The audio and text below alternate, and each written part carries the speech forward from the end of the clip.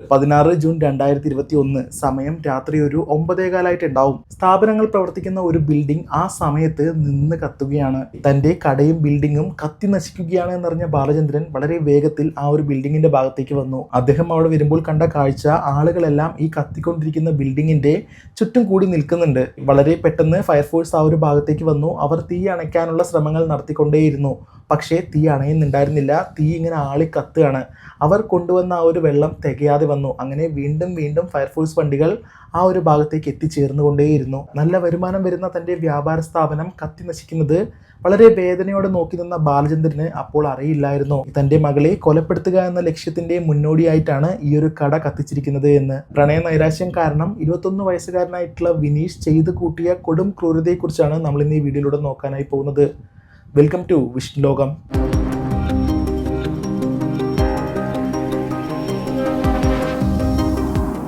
ആളി കത്തിക്കൊണ്ടിരിക്കുന്ന ബിൽഡിങ്ങിലെ തീ അണയ്ക്കാനായിട്ട് ആ ഒരു ഭാഗത്തേക്ക് വന്ന ഫയർഫോഴ്സ് അവരുടെ പരമാവധി ശ്രമിച്ചു നോക്കിയിട്ടുണ്ടായിരുന്നു. പക്ഷേ അവരുടെ കയ്യിലെ വെള്ളം തികയാതെ വന്നു. അതുകൊണ്ട് തന്നെ പല ഡിപ്പോയിൽ നിന്നായിട്ട് വീണ്ടും ഫയർഫോഴ്സിനെ ആ ഒരു ഭാഗത്തേക്ക് വിളിച്ചു വരുത്തി. എന്നിട്ട് 3 മണിക്കൂർ നീണ്ടു നിന്ന പരിശ്രമത്തിനൊടുവിലാണ് ആ ഒരു ബിൽഡിങ്ങിലെ തീയെല്ലാം തന്നെ അണയ്ക്കുന്നത്. ആ കെട്ടിടത്തിലെ തീ അണച്ച ശേഷം ആ ഒരു പ്രദേശത്തേക്ക് ഓടിക്കൂടിയ ആളുകളെല്ലാം തന്നെ പിരിഞ്ഞുപോയി. വ്യാപാര സ്ഥാപനം കത്തി നശിച്ച വേദനയിൽ ബാലചന്ദ്രനും എളന്തൂരിലുള്ള തന്റെ വീട്ടിലേക്ക് മടങ്ങി. വളരെ വിഷമത്തിൽ രാത്രിയിൽ വീട്ടിലെത്തിയ ബാലചന്ദ്രനെ അദ്ദേഹത്തിന്റെ ഭാര്യയും മൂത്ത മകളായിട്ടുള്ള ദൃശ്യയുടെ അനുജത്തിയും ചേർന്ന് ആശ്വസിപ്പിച്ചുവെങ്കിലും അദ്ദേഹത്തിന് ആ ദിവസം രാത്രി കിടന്നുറങ്ങാനായിട്ട് കഴിയുമായിരുന്നില്ല. ഉറങ്ങാൻ കഴിയാതെ എങ്ങനെയെല്ലാമോ നേരം വെളുപ്പിച്ച ബാലചന്ദ്രൻ ഇനി എന്തെങ്കിലും ആ ബിൽഡിങ്ങിൽ ബാക്കിയുണ്ടോ എന്നറിയാനായിട്ട് പുലർച്ചയോടുകൂടി തന്നെ പെരിന്തൽമണ്ണയിലേക്ക് വീണ്ടും തിരികെ വന്നു. കത്തി നശിച്ച ബിൽഡിങ്ങിലെ അവശിഷ്ടങ്ങൾ വളരെ വേദനയോടെ നോക്കിക്കൊണ്ടിരിക്കുന്ന സമയത്താണ് അദ്ദേഹത്തിന് ഒരു ഫോൺ കോൾ വരുന്നത്. അദ്ദേഹത്തിന്റെ നെയ്ബറാണ് ഫോണിൽ വിളിച്ചിട്ടുണ്ടായിരുന്നത്. അയാൾ പറഞ്ഞ കാര്യം,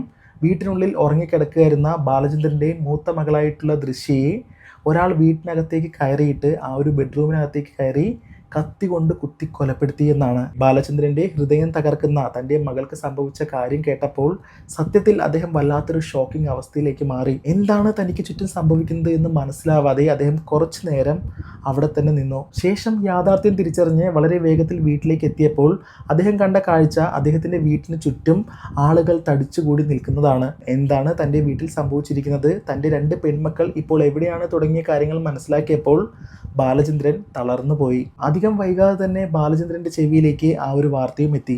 ഈ ഒരു ക്രൂരകൃത്യം നടത്തിയ കുറ്റവാളിയെ പോലീസ് പിടിച്ചിരിക്കുന്നു. ആരാണ് ഈ പ്രതി, അവൻ എന്താണ് ചെയ്തത്, എന്തിനു വേണ്ടിയിട്ടാണ് ചെയ്തത് തുടങ്ങിയ കാര്യങ്ങൾ ഇനി നോക്കാം. പോലീസ് അറസ്റ്റ് ചെയ്തിരിക്കുന്നത് രക്തത്തിൽ കുളിച്ച 21 വയസ്സുകാരനായിട്ടുള്ള വിനീഷിനെയാണ്. പോലീസ് വിനീഷിനോട് ചോദിച്ചു, എന്തിനു വേണ്ടിയിട്ടാണ് നീ ഈ ക്രൂരകൃത്യം ചെയ്ത് കൂട്ടിയത് എന്ന്. തെളിവുകളോടുകൂടി പോലീസ് പിടിച്ചത് കൊണ്ട് തന്നെ അധികം നുണ പറഞ്ഞ് പിടിച്ചു നിൽക്കാനായിട്ട് വിനീഷിന് കഴിയുമായിരുന്നില്ല. അതുകൊണ്ട് താൻ എന്തിനു വേണ്ടിയിട്ടാണ് ചെയ്തത് തുടങ്ങിയ കാര്യങ്ങൾ വിനീഷ് പോലീസിനോട് പറഞ്ഞു കൊടുത്തു. വിനീഷും ബാലചന്ദ്രൻ്റെ മൂത്ത മകളായിട്ടുള്ള ദൃശ്യയും +2 ഒരേ ക്ലാസ്സിലാണ് പഠിച്ചത്. പഠിക്കുന്ന സമയത്ത് ഇവർ രണ്ടുപേരും തമ്മിൽ അടുപ്പമുണ്ടായിരുന്നു. ഇവർ പ്രണയിച്ചിട്ടുണ്ടായിരുന്നു. ഇവർ രണ്ടുപേരും പ്രണയിച്ചിരുന്നുവെങ്കിലും ഇവരുടെ പ്രണയം അധിക നാൾ മുന്നോട്ട് പോയിട്ടുണ്ടായിരുന്നില്ല. അത് മറ്റൊന്നും കൊണ്ടല്ല, ദൃശ്യയുടെ മാതാപിതാക്കൾക്ക് വളരെ പെട്ടെന്ന് ദൃശ്യയുടെ ഈ ഒരു റിലേഷൻഷിപ്പ് മനസ്സിലായി. സോ ദൃശ്യയുടെ കുടുംബം ഈ ബന്ധത്തിൽ നിന്നും അവളെ പിന്തിരിപ്പിക്കാനായിട്ട് ശ്രമിച്ചു.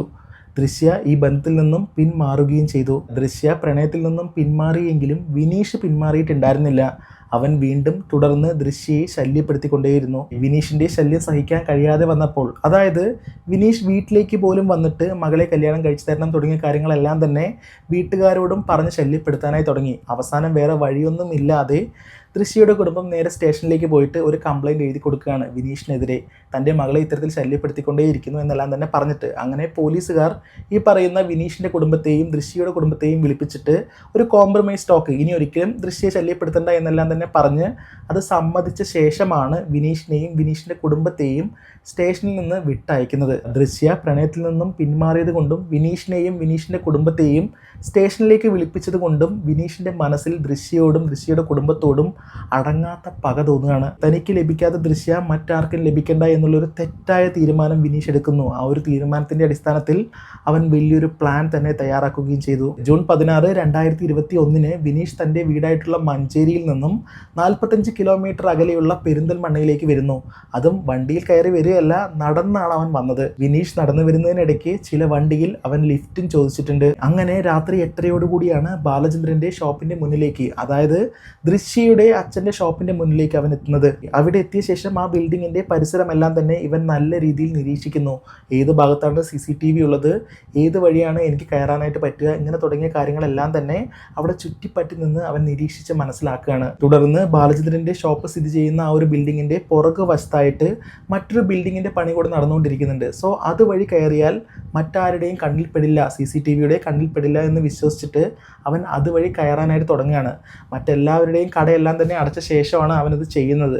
അങ്ങനെ പുറകു വശത്ത് കൂടെ പണി നടക്കുന്ന ബിൽഡിങ്ങിൻ്റെ ആ ഒരു ഭാഗത്തൂടെ കയറിയിട്ട് അവൻ ഈ പറയുന്ന ബാലചന്ദ്രൻ്റെ ബിൽഡിങ്ങിൻ്റെ മുകളിലെത്തി. ശേഷം തൻ്റെ കയ്യിലുള്ള സിഗരറ്റ് ലാമ്പ് ഉപയോഗിച്ച് ഒരു പേപ്പർ കഷ്ണം കത്തിച്ചിട്ട് ഈ പറയുന്ന ബിൽഡിങ്ങിൻ്റെ ഉള്ളിലേക്ക് ഇട്ടു. ഒന്നാമത്തെ നില നല്ല രീതിയിൽ ആളി കത്തുന്നുണ്ട് എന്ന് ഉറപ്പാക്കിയ ശേഷമാണ് അവൻ താഴേക്ക് വരുന്നത്. താഴത്തെ ആ ഒരു ഭാഗവും അവൻ സിഗരറ്റ് ലാമ്പ് ഉപയോഗിച്ച് കത്തിച്ചു. ദൃശ്യയുടെ അച്ഛൻ ബാലചന്ദ്രൻ്റെ ഈ ഒരു സ്ഥാപനം അവൻ കത്തിക്കാനുള്ള കാരണം ആ ഒരു വീട്ടിൽ നിന്നും, ദൃശ്യയുടെ വീട്ടിൽ നിന്നും ദൃശ്യയുടെ അച്ഛനെ മാറ്റി നിർത്തണം എന്നുള്ളത് കൊണ്ട് മാത്രമാണ്. സ്ഥാപനം പ്രവർത്തിക്കുന്ന ബിൽഡിംഗ് കത്തി നശിച്ചു കഴിഞ്ഞാൽ ബാലചന്ദ്രൻ കൂടുതൽ സമയവും ഈ പറയുന്ന ബിൽഡിങ്ങിൻ്റെ അവിടെയായിരിക്കും ഉണ്ടാവുക എന്നുള്ള കാര്യം അവൻ ഉറപ്പായിരുന്നു. ബിൽഡിംഗ് കത്തിച്ച ശേഷം വിനീഷ് നേരെ പോയത് ദൃശ്യയുടെ വീടായിട്ടുള്ള ഏലംകുളത്തേക്കാണ്. പെരിന്തൽമണ്ണയിൽ നിന്നും ഏലംകുളത്തേക്ക് 12 കിലോമീറ്ററോളം ദൂരമുണ്ട്. ഈ 12 കിലോമീറ്ററും അവൻ നടന്നാണ് പോയത് രാത്രിയിൽ. ആ രാത്രിയിൽ ദൃശ്യയെ കൊലപ്പെടുത്താനായിട്ട് ഏലംകുളത്തുള്ള ദൃശ്യയുടെ വീട്ടിലേക്ക് പോകുന്ന വഴിക്ക് പല ബസ് സ്റ്റാൻഡിലും ഇവൻ ഇരുന്ന് ഒരുപാട് വിശ്രമിച്ചിട്ടുണ്ട്. അതിനുശേഷം ജസ്റ്റ് കിടന്നുറങ്ങാനായിട്ട് ശ്രമിച്ചിട്ടുണ്ട്. അങ്ങനെ അവസാനം പുലർച്ചയോടുകൂടിയാണ് ഏലംകുളത്ത് ദൃശ്യയുടെ വീടിൻ്റെ മുന്നിലേക്ക് ഇവൻ എത്തുന്നത്. ദിവസങ്ങൾക്ക് മുമ്പ് ദൃശ്യയുടെ വീടിൻ്റെ പരിസരത്തേക്ക് അവൻ വന്നിട്ട് ആ വീടിൻ്റെ അവസ്ഥ എന്താണ്, അവിടെയുള്ള അയൽവക്കാരെങ്ങനെയാണ്, ആ വീടിൻ്റെ റൂമുകളെല്ലാം തന്നെ എവിടെയാണ് തുടങ്ങിയ കാര്യങ്ങളെല്ലാം തന്നെ അവൻ നിരീക്ഷിച്ച് മനസ്സിലാക്കിയിട്ടുണ്ടായിരുന്നു. അതിൻ്റെ അടിസ്ഥാനത്തിലാണ് ഈ രാത്രിയോടുകൂടി തന്നെ അവൻ ഈ വീട്ടിലേക്ക് വരുന്നത്. പുലർച്ചയോടെ ദൃശ്യയുടെ വീടിന് മുന്നിലേക്ക് എത്തിയ വിനീഷ് 1 മണിക്കൂറോളം വെളിയിൽ കാത്തുനിന്നു, ഉള്ളിലേക്ക് കയറാനായിട്ട് ഒരു സാഹചര്യം ഒത്തുവരാൻ വേണ്ടിയിട്ട്. അങ്ങനെ മറ്റാരുടെയും കണ്ണിൽപ്പെടാതെ അവൻ ആ വീട്ടിനകത്തേക്ക് കയറി. വീട്ടിനകത്തേക്ക് കയറുന്നതിന് മുമ്പ് അവൻ ഒരു കാര്യം ഉറപ്പിച്ചിട്ടുണ്ടായിരുന്നു, കൺഫേം ചെയ്തിട്ടുണ്ടായിരുന്നു, ബാലചന്ദ്രൻ ആ വീട്ടിനകത്ത് ഇല്ല എന്നുള്ള കാര്യം. ദൃശ്യയെ കൊലപ്പെടുത്താനുള്ള കത്തി കയ്യിൽ കരുതിയിട്ടാണ് ആ വീട്ടിനകത്തേക്ക് കയറിയത് എങ്കിലും അവൻ ആ വീട്ടിനുള്ളിലേക്ക് കയറുന്നത് അടുക്കള വഴിയാണ്. സോ അവിടെ കണ്ട ആ ഒരു കിച്ചണിൽ കണ്ട ഒരു കത്തി കൂടെ എടുത്ത് അവൻ കൈവശം വെച്ചിട്ടുണ്ടായിരുന്നു. വീട്ടിനുള്ളിലേക്ക് കയറി അവൻ നേരെ പോയത് ആ വീടിൻ്റെ ഫസ്റ്റ് ഫ്ലോറിലേക്കാണ്. ആ ഫസ്റ്റ് ഫ്ലോറിൽ ഒരുപാട് നേരം, ഏകദേശം 1 മണിക്കൂറിന് മുകളിൽ അവൻ കാത്തുനിന്നു. ഒരു പക്ഷേ ദൃശ്യ മുകളിലേക്ക് കയറി വരുമ്പോൾ ദൃശ്യയെ കുത്തി കൊലപ്പെടുത്താമെന്ന് വിചാരിച്ചിട്ട്. പക്ഷേ 1 മണിക്കൂറിന് മുകളിൽ കാത്തു നിന്നിട്ടും ദൃശ്യ മുകളിലേക്ക് വന്നില്ല. അങ്ങനെ അവൻ പതിയെ താഴേക്ക് വന്നിട്ട് താഴെയുള്ള ബെഡ്റൂമിൽ നോക്കുന്ന സമയത്താണ് ബെഡ്റൂമിൽ കിടന്നുറങ്ങുന്ന ദൃശ്യ അവൻ കാണുന്നത്. വളരെ പെട്ടെന്ന് തന്നെ ആ ഒരു ബെഡ്റൂമിനകത്തേക്ക് അവൻ കയറിയിട്ട് തൻ്റെ കൈവശമുള്ള 2 കത്തി കൊണ്ടും പല തവണ, 20ൽ കൂടുതൽ തവണ ഉറങ്ങിക്കിടക്കുന്ന ദൃശ്യയുടെ ശരീരത്തേക്ക് ആഞ്ഞു കുത്തുകയാണ് അവൻ. ഒരുപാട് ഇങ്ങനെ കുത്തിക്കൊണ്ടിരിക്കുന്ന സമയത്ത് ദൃശ്യ കരഞ്ഞ് നിലവിളിച്ചപ്പോൾ ആ ഒരു ശബ്ദം കേട്ട് ദൃശ്യയുടെ അനുജത്തി ആ ഭാഗത്തേക്ക് ഓടി വന്നിട്ടുണ്ടായിരുന്നു. ഇങ്ങനെ വന്ന അനുജത്തിയെയും അവൻ കയ്യിലുള്ള കത്തി കൊണ്ട് പലതവണ കുത്തി. ഇതിന് ശേഷമാണ് അവൻ ആ വീട്ടിൽ നിന്നും ഇറങ്ങി ഓടുന്നത്. ആ സമയത്ത് കുളിക്കുകയായിരുന്ന ദൃശ്യയുടെ അമ്മ തൻ്റെ 2 പെൺമക്കളുടെയും നിലവിളി കേട്ടിട്ടാണ് ബാത്റൂമിൽ നിന്നും വെളിയിലേക്ക് വരുന്നത്. അവർ വെളിയിലേക്ക് വന്നപ്പോൾ കണ്ട കാഴ്ച രക്തത്തിൽ കുളിച്ചു കിടക്കുന്ന 2 പെൺമക്കളെയാണ്. സോ അവർ നിലവിളിച്ച് വാവിട്ട് കരയാനായി തുടങ്ങി. നാട്ടുകാരെല്ലാവരും ആ ഒരു ഭാഗത്തേക്ക് ഓടിക്കൂടുകയും ചെയ്തു. വിനീഷ് ഇത്തരത്തിൽ വെപ്രാളപ്പെട്ടുകൊണ്ട് ആ വീട്ടിൽ നിന്നും ഇറങ്ങിയോടുന്ന ആ ഒരു കാഴ്ച അവിടുത്തെ പല നെയ്ബേഴ്സും കണ്ടിട്ടുണ്ടായിരുന്നു. പക്ഷേ അവർക്ക് അവനെ തടഞ്ഞു നിർത്താനായിട്ട് കഴിഞ്ഞിട്ടുണ്ടായിരുന്നില്ല. അവരെല്ലാവരും ഈ വീട്ടിലേക്ക് വന്ന് നോക്കുന്ന സമയത്ത് രക്തത്തിൽ കുളിച്ച് കിടക്കുന്ന ഇവരെയാണ് കാണുന്നത്. അങ്ങനെ വളരെ പെട്ടെന്ന് തന്നെ ഈ 2 പെൺകുട്ടികളെയും നേരെ ഹോസ്പിറ്റലിലേക്ക് കൊണ്ടുപോയി. പക്ഷേ ഹോസ്പിറ്റലിൽ എത്തിച്ച ശേഷം ദൃശ്യ ഹോസ്പിറ്റലിൽ വെച്ച് മരണപ്പെട്ടു. കൃത്യം നടത്തിയ ശേഷം വെപ്രാളപ്പെട്ടുകൊണ്ട് വിനീഷ് ആ വീട്ടിൽ നിന്നും ഇറങ്ങി ഓടി എന്ന് പറഞ്ഞില്ലേ, നേരെ അവൻ ഓടിയത് ഒരു പാടത്തിൻ്റെ ഭാഗത്തേക്കാണ്. ഈ ഒരു പാടം കഴിഞ്ഞ് റോഡിലേക്ക് കയറിയ സമയത്താണ് അവിടെ ഒരു ഓട്ടോ ഇവൻ കാണുന്നത്.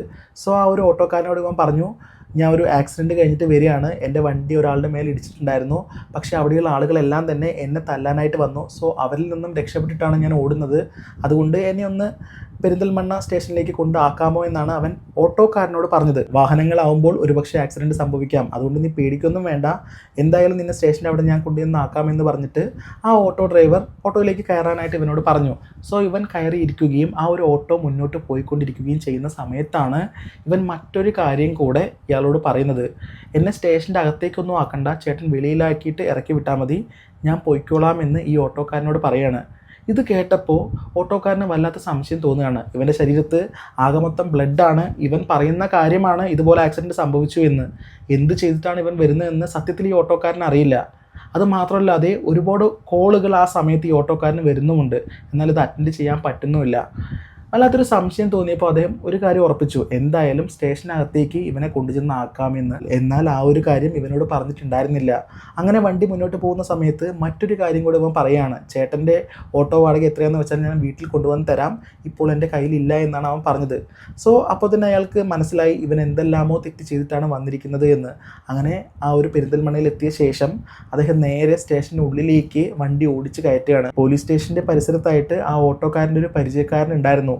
ഇവന് പെട്ടെന്ന് ചാടി വെളിയിലേക്ക് ഇറങ്ങാൻ പറ്റാത്ത രീതിയിൽ അയാളുടെ മുന്നിൽ ഇങ്ങനെ സൈഡിലായിട്ടാണ് ഈ ഓട്ടോ കൊണ്ട് നിർത്തുന്നത്. ഓട്ടോ നിർത്തിയ പാടെ ഈ ഓട്ടോക്കാരൻ പറഞ്ഞു, അവനെ പിടിച്ചോ, അവനെ വിടരുത് എന്ന്.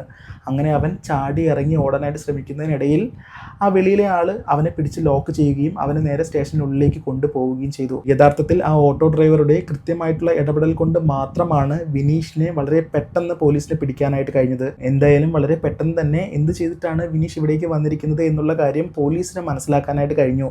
അതിനുശേഷം പോലീസ് നടത്തിയ ചോദ്യം ചെയ്യലിലാണ് എന്താണ് സംഭവിച്ചത് തുടങ്ങിയ കാര്യമെല്ലാം തന്നെ വിനീഷ് പോലീസിനോട് പറഞ്ഞു കൊടുക്കുന്നത്. സാക്ഷി മൊഴികളുടെയും തെളിവുകളുടെയും അടിസ്ഥാനത്തിൽ പോലീസ് വിനീഷിനെ അറസ്റ്റ് ചെയ്തു. ശേഷം തെളിവെടുപ്പിനായിട്ട് വിനീഷിനെ ദൃശ്യയുടെ വീട്ടിലേക്ക് കൊണ്ടുപോകുന്നതിന് മുമ്പ് ജയിലിൽ വെച്ച് തന്നെ ജീവിതം അവസാനിപ്പിക്കാനായിട്ട് വിനീഷ് ശ്രമിച്ചിട്ടുണ്ടായിരുന്നു.